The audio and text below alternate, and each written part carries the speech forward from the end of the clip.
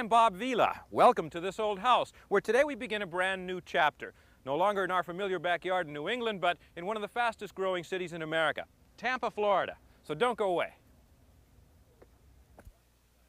This Old House is brought to you by a grant from Owens Corning Fiberglass, makers of pink fiberglass insulation, fiberglass roofing shingles, Energy Shield sheathing, and other Owens Corning building products that put houses in the pink. When you think of Tampa, you've got to think of the Gulf of Mexico, hand-rolled cigars, oranges, retirement villages, and buried treasure.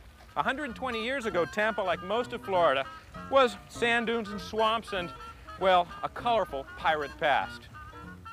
Then, in the 1880s, down from the north came an enterprising captain of industry, a railroad tycoon named Henry Plant. Plant built a rail link from Jacksonville on Florida's eastern coast, and Tampa grew from a sleepy hamlet to a small southern city. The landmark that put Tampa on the map was this exotic Moorish Revival hotel, now part of the University of Tampa. It took 2 years and $3,018,090 to build and was the pride of the new city. Can you imagine the good life in those days as you wintered in the newly fashionable Florida? Taking a stroll in these grounds, perhaps even smoking a hand-rolled Tampa cigar?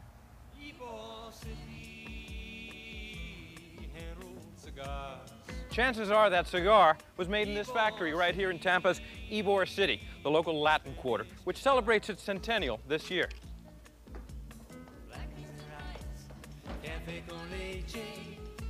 Here, Cuban and Italian immigrants labored in small factories. They sat at long tables, rolling the tobacco leaf by hand, while listening to hired readers perform the popular literature of the day. Affluent residents of the young city lived in Hyde Park, which was built shortly after the turn of the century. Hyde Park's builders faced the problem of adapting then fashionable late Victorian styles to the sultry Florida climate. They solved the problem by adding breezeways and sleeping porches to help homeowners beat the heat. The charming houses you see restored here are unique hybrids. They mark the beginning of a regional architectural style. In the Roaring 20s, Tampa and its sister city of St. Petersburg were flourishing. Thousands of would-be developers and investors moved to the area, gripped by real estate fever.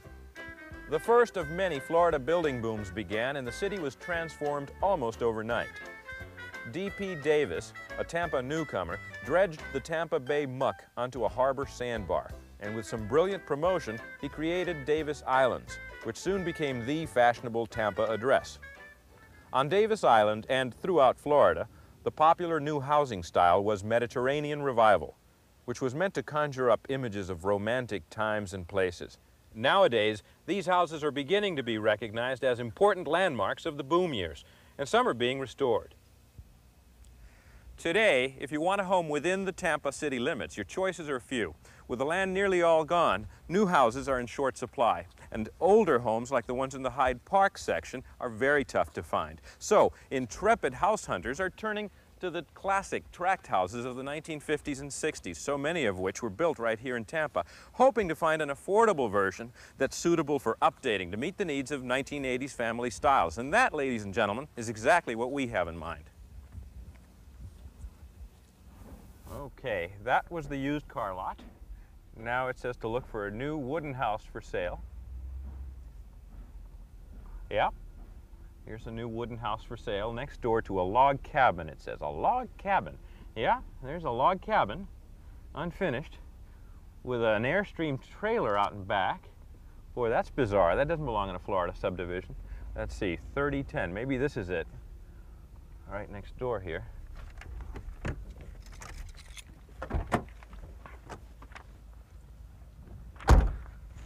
No, that's 3007. Boy, that's a typical Florida house, though.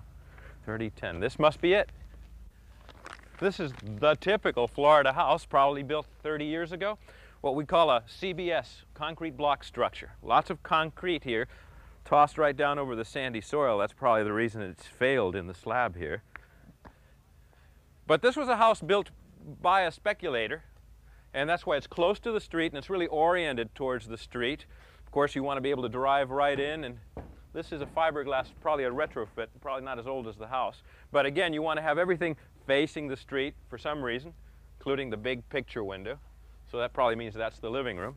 And typical stucco over the concrete block. Here you've got the concrete block, a couple of them laid on their side to allow ventilation to take place. That immediately tips you off. There's a wooden floor inside this house. And some nice touches. This is a very nice touch. The lovely wrought iron handrail with the filigree work. Notice the little rose intertwined there with the vine. Very pretty. Typical front entrance with the aluminum screen door, and then more stucco work along here. These shutters are not really shutters. They're kind of formed in place. A little bit of a bas-relief going for it there, deep. And of course they're painted Miami Dolphins green, a popular color in South Florida. And then of course more stucco work along here in the form of a planter in need of some plants. Let's take a look around the side and around the back. You know, the zoning around here is not quite zero lot line. Close to it though. If you look at our sidewall, we're about 6 feet from the property line. This is the property line, right where the fence is. And the neighbor's house, boy, it's 2 paces. You're right on it. So the houses are really close together, even though the TV lens might make them seem farther apart. They're cheek to jowl. The lot itself, I think, is 70 feet wide by about 240 feet deep. Let's talk about the landscaping, or the lack of it. This podocarpus has seen better days, although it was once a fine bush, I'm sure. And that's about all there is for landscaping on the back here. The soil is bare. Just some pea stone down here right up against the stucco facade. The stucco, of course, is laid right over the concrete block here. Typical Florida windows, aluminum frames, big pieces of glass. Very typical Florida touch, folks. Your room air conditioner stuck right through the concrete block wall. Let's take a look over here. The neighbor's house has a little bit of that lush, tropical look going for it. Somebody's been busy, or maybe not. Of course, down in Florida, very often you can just take a cutting off of a bush and stick it in the sand and water it, and come back a month later and you've got a huge bush growing right over the roof. But they have done some nice work in this backyard, including some nice azalea growing right around that wonderful live oak tree. Well, we've got a nice backyard here too. You could put this to all sorts of uses.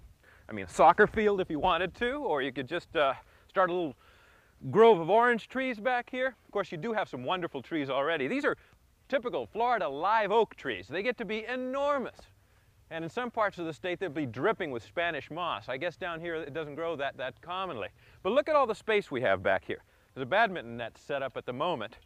Do you realize that it must be about 400 feet between the back of our house and the back of that house? That says a lot about land use strategy. When this house was built in around 1960, land was cheaper. And so you had a street over there and a street over there 1,000 feet away, and you had these enormous backyards. Today they would cut a road right down the middle. So we'd have 2 city blocks here, a lot more density. So that's one thing we've got going for the house. Okay, now that you've gotten a feel for the lay of the land and the amount of space we have, why don't we meet Paul and Amelia, the recent buyers of this old house, and get an idea of what their plans are. I really think we're probably going to have to do this in the second phase. Okay. I don't. Hi, Paul. Hi, Bob. How are you? Fine. How are you today? Fine, thank you. Hello, Amelia. How are you? Nice seeing you, Bob. I see you're busy working on your plans. Listen, before we look at those, can we have a little tour of the house? You just moved in the other day, right? We've been here for about 3 months now. Uh-huh. So how do you like it so far? Oh, it's wonderful. How do you use this room? Well, this room is really sort of like a modified Florida room. Mm-hmm. The original Florida rooms, of course, had much more glass, and they did not have hardwood floors like this. A real Florida room is really kind of like a screen room. It's an area to be not outside and not inside. Exactly. Kind of a transition space where you can enjoy the vegetation but still have a roof over you.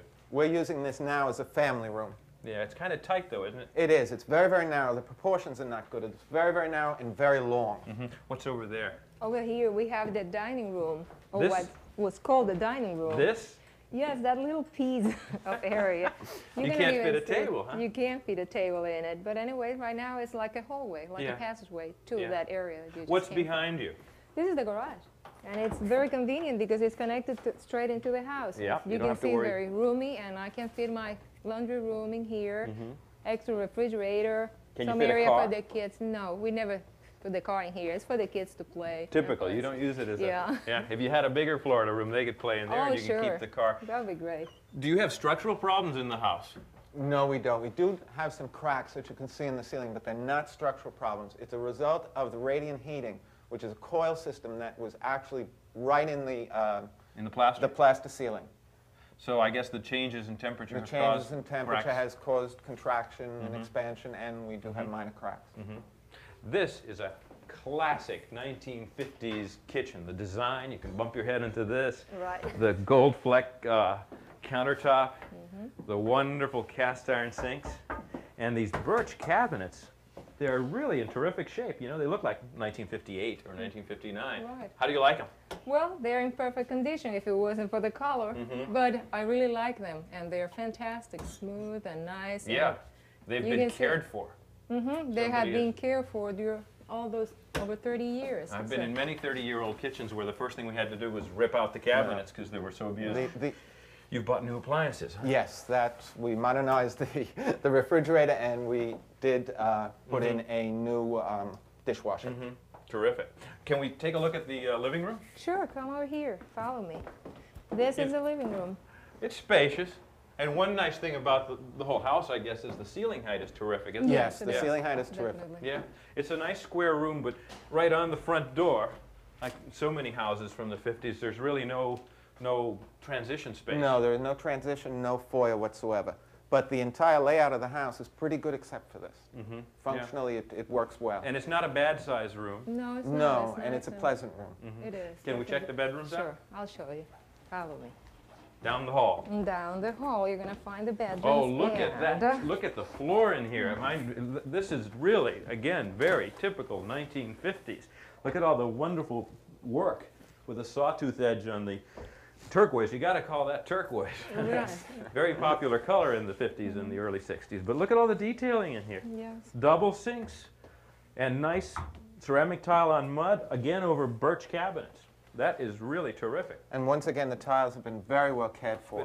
What it says to me, though, is that it was not a cheaply built house. This was probably a house that sold $25,000. Possibly, yes. Then, This is the smallest bedroom of the three. And we use it as a catch-all sort of situation. you installed fans? Yes, we did, because we didn't have any air condition in the house, and that was a less expensive It's way an of putting it economical in. solution. But to- the Solution for actual it. original cooling system of the house is right here above our heads. It's an old attic fan. Wow. That when you turn it on, it really, really works. It Could pulls do- air in from all the windows. That's enormous. That could just suck you right up through off the floor and into Just the attic. about, Sort of yes. holding against the wall. Unbelievable. So what's over this way? Over this way, we have the children's bedroom. Oh, hi, and, girls. How are you? Who's this? Hi. Those are Sandra here and Sonia on the floor. Figuring out their cubes, huh? This is a very nice sunny room you've got here. Yes, we give it to the children because of the same reason you just noticed. Sunny, it's Very breezy, bright, it's a open. corner one. Yeah, it's a Cross corner room. ventilated. So you gave yourselves the smaller room? Yes, Yes. actually we did. This is our bedroom. It's a small one, but still it's like a nice one. It's comfortable. It's airy. comfortable and it has the only unit. Yeah, the only air conditioning Right, unit. right. Well, why don't we We take a look at those? sacrifice size for convenience. Why don't we take a look at those plans? Okay, fine. I love these oak floors you've got. It's a very unusual feature for a Florida house. Yes, it is Yes. suspended floors. Oh boy, you've got all the architectural plans right in front of us here. Now tell us, what are the changes that you envision? This is the front facade. Yes, and basically the only thing that we're going to do to the front facade is change the windows. As you see here, this dotted line is where the old garage door is at the moment. We want to take that out and put in a very high round top window, thinking that in the future the garage can be used as a playroom for the children or an extension of the living room. Plus, we want to enlarge the openings, bring them down further, not the width, bring them down further so that the windows come almost all the way down to the floor to give us more light, more air, and to modernize. A real contemporary look. Yes. Then what happens on this side of the house? This is currently the side of the garage, Yes, right? it's the side of the garage, and in here we're just going to change this window to match the others, keep the door in there, and we're going to hopefully add a fireplace into this new Florida room that's going to be expanded to the back, as you can see. And then we hopefully will be able to add this deck area in the back where we have the oak trees. Then the back really it. gets a lot of windows. Yes, yes. These horizontal lines that you see are the planters at the end of the deck. But these lines in the back are all sliding glass doors into the extension of this, the family room and the new dining area. Let's look at that in plan, okay?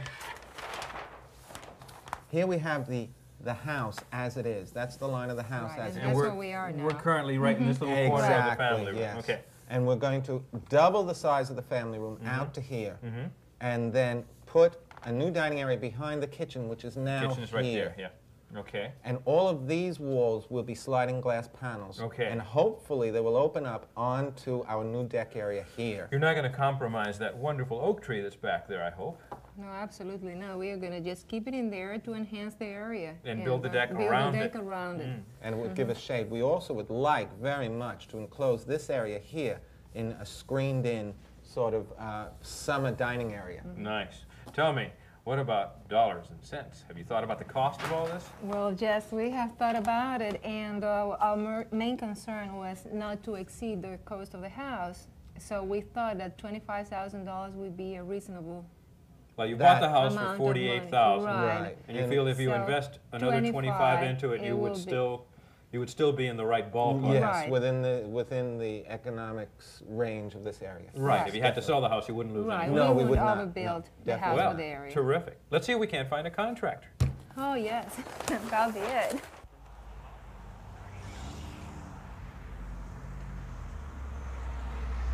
You know, one of the difficult things about any remodeling project is finding the best general contractor for the job, especially when you're in a strange city. We relied on getting some names from the local home improvement center, where you often find cards for different general contractors. And then what we did was we called them up, we got their references, and the most important thing that anybody can do, check out those references. In our case, we settled with a man named Bob Diaz, who's been a builder here in the Tampa area for quite a number of years, and his references were excellent. Let's go inside and meet him. Bob, you've done a terrific job of turning this into wonderful office space. Thanks, Bob.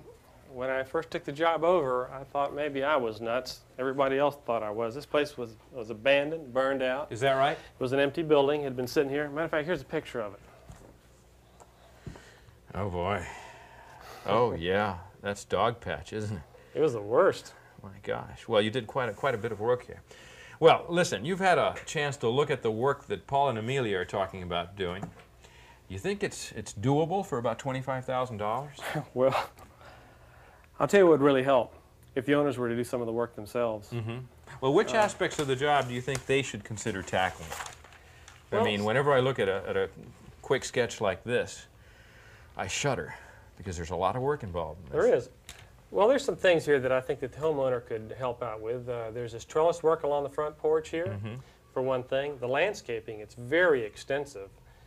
And labor is very expensive in landscaping if they could handle that themselves. Well, I imagine there are some parts that they could do. They could dig holes and put the plants in.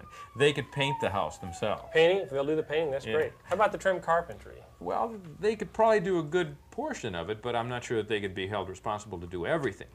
What about unexpected problems in a lot like this? Should you be worried about soil conditions or termites or? No, I don't think so. Now, I do believe it'd be a good idea to have a termite consultant come in and take a look at the place. An inspection. But there shouldn't be any unforeseen things happening. This is all on virgin soil. We're not going to have any soil problems. I don't see any problems there at all. Well, you've done a number of remodeling jobs like this. Are there any comparable things in scope that maybe we could take a look at? Yeah, I've got one in mind. It's not far from here. I mean, it's really funky. The people did some real crazy things with it, and I think you'll get a laugh out of it. Well, let's go see it. But,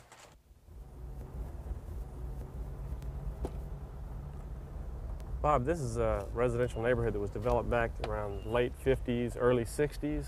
I used to walk around in here when I was a kid. There was nothing but trees and woods. Very, very few homes. Very sparsely the populated. trees, though. It's really. It was gorgeous. How you doing, Richard? Good to see you. Good to see you, Bob. Richard, Richard Hi. Fidalgo, I want you to meet Bob Vila of This Old Bob House. Vila. How are you? Richard is a residential designer, and he's done a lot of work in this area. This is one of the homes that you've redone? Yeah, this is a home I worked on about over the last 5 years. I've done a lot of new landscaping in the front. I was just about to say, I was looking at some of these flat lawns in front of all the houses up the street, and you've got little hillocks built up here. Yeah, I've tried to give a little architectural interest with the mounds in the front yard and also create a little interest as you're moving along the path by breaking up the path. Yeah, and also this kind of a, well, it's almost like having built a stage in front of the house here. So many of these Florida houses are very flat and close to the ground. Stage is a very good description. It's used to welcome guests and greet them and entertain them. Yeah. How old is this house? Built in mid-50s. What do you suppose it sold for back then? Oh, probably about $15,000. Unreal. Could we take a look inside? Yeah, I'd love to show it to you. Great.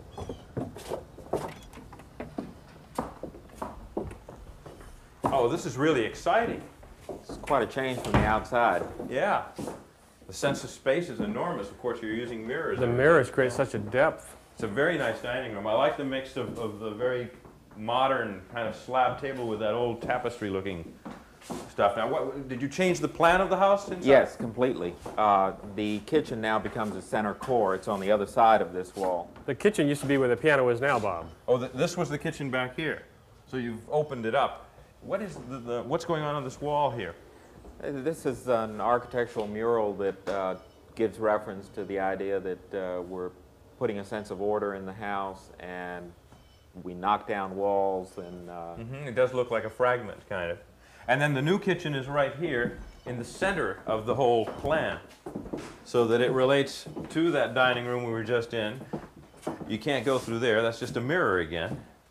And it also kind of seems to open up in all different directions. I like the fact that you've mixed old and new here and there. Old pine tables. Eclectic look. Is that another mirror there, or is it a window? No, that's the daily eating area or breakfast area. The fellow that lives in the house is an old friend of mine, and he loves the outdoors. Spends most of his day in a CPA office, and I thought if I could give him 5 minutes early in the morning where there's a restful view and a peaceful place to have breakfast, it'd improve the rest of his day. It really works because there are no interruptions visually, just one piece of plate glass. Little peacefulness for you. It's all the paperwork. This is the formal living room. This is the main living space. This is where the family entertains, relaxes, looks out over the garden. Love the mixture of antiques and then overstuffed furniture. It's very comfortable looking. That is quite a veranda back there, though. Can we take a look? About 90 feet long. Well, this veranda, outdoor living, huh? That's what Florida's all about. Yeah, huge outdoor entertainment area. A black pool, but why did you build it at an angle to the house instead of parallel? It gives me a space for a little vest pocket garden that screens the house from the pool. Terrific. It really looks wonderful. Well, Richard, thanks for showing us around. It really gives us the courage, I guess, to get started with our own project, right? Let's get started. We better go. Thanks a lot. Richard, Good thanks. seeing you.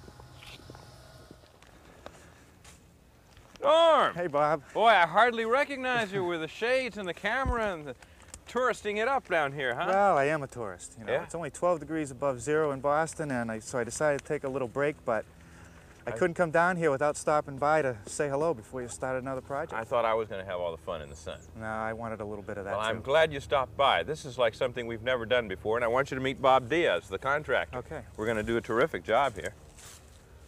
Up about a ½ inch. A little more. Right there. You got it. Hold it. Bob Diaz, I want you to meet Norm Abram. Hi, Norm. It's Hi, good to Bob. meet you. I've seen you banging nails away on the TV program almost every week. Thank you, thank you. Welcome to Florida. Bob's going to be in charge of the whole remodeling job here. Well, Bob, what's the first thing that you do on a project like this? First thing we do is get the building permits. And that's pretty involved. We have to get a permit to do the construction work, then we have to do the permit for the paving, and then we're going to have to get a permit for the roofing, a permit for the electrical, and a permit for the plumbing. A lot of money in the permits. Probably going to approach around $200 total on this. I think it's expensive. Yeah, that's expensive compared to what we pay up in Boston, yeah. Yeah, it's high. You see, you've already started here. Some things look familiar. I mean, batter boards are typical everywhere in the country, as well as the grade lines, but where's the backhoe? The guys are digging by hand, and What do you mean backhoe? All we have is dirt and roots here. We don't have the rock that you have up north. I suppose, could I see that shovel for a minute? And I noticed a square edge shovel. We only use these for shoveling snow. Well, you guys play with them. We use them for work here. I suppose The idea of the square shovel is to give us a nice square foundation. We use the earth itself to form our foundation. I see, and then what comes next after Then you we finish? pour them with ready mixed concrete. Of course, we'll put our steel reinforcing bars in there. Now, how far down can you dig before you hit water? In this particular area, probably about 4 to 6 feet, depending if it's a wet time of the year or not. But we have no problems with water here. And you really don't have to worry about finding stones or coral rock or anything like that? Not in this part of the state at all. Just we have a lot of roots from these oak trees. That's about it. The live oak tree. Then after that concrete footing is poured, you'll come up with a concrete block foundation. We're going to come up with a three courses of concrete block and set our floor joists on top of that. Okay. As I came in, I noticed over here you've punched a hole through the corner of the house. What's this all about? Well, we had to punch a hole through the wall of the house so that we could expose the existing floor joists. This is the only way that we could establish an elevation whereby we could match the new floor with the existing floor exactly. That way we won't have any bumps on the floor. That's the actual oak wood of the existing floor. That's the existing oak floor right there. Now, this wood is green, the joist. Is that pressure treated? Yes, that is. That's pressure treated, and it's been in there probably 30 years or better, and it's as new and good today as it was the day it was put in. We've been using pressure treated lumber in South Florida for a long, long time. What about this metal? All right, this metal shield here it's a termite shield. It also acts as a vapor barrier between the masonry and the wood. Keeps the termites away, keeps the moisture from getting to the wood, makes everything hold up and last. It makes for a good job. Sure Well, does. Norm, what do you say we get you a nail apron and a hammer? That sounds like a good idea. Let's give it a shot.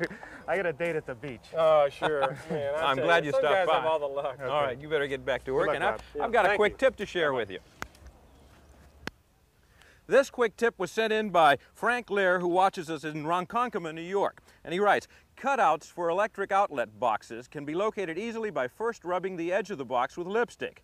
Hold the sheetrock or panel in place, press against the area, and the mark will transfer. We're sending you a This Old House hat and a t-shirt. If any of you watching have a tip like that you want to share with our viewers, go to your local home improvement center, pick up a submission form, jot down the tip, and send it to This Old House Quick Tips, Box 1985, Boston, Massachusetts, 02134. If we use your tip on the air, we'll send you a hat and a t-shirt. That's all the time for today. Join us again next week. Till then, I'm Bob Vila for This Old House in the Sunshine State.